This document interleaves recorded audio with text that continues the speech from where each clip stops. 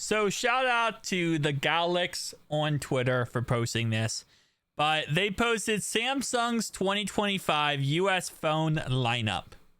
The Z Fold 7, $1,899.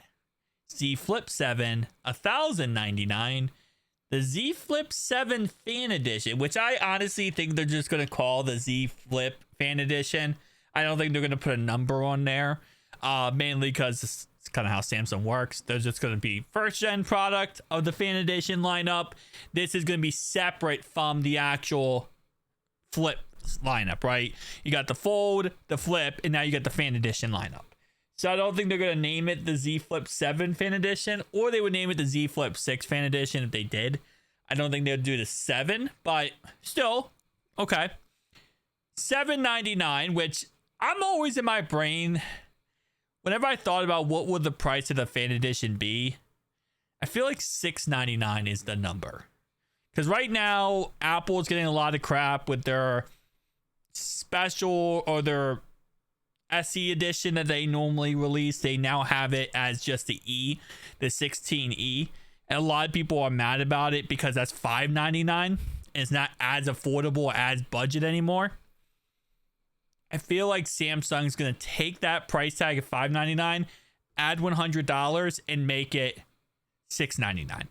I don't see it being $799. I think $799, you're kind of in that very close to the typical old price, which was $999 for the Z Flip series. So I think they're going to try to distinct themselves a little bit and lower that price just a tad bit by $100. But we have the Ultra $1,299, Edge $1,099, the Samsung 25 Plus $1,000, S25 $799, S25 Fan Edition $649.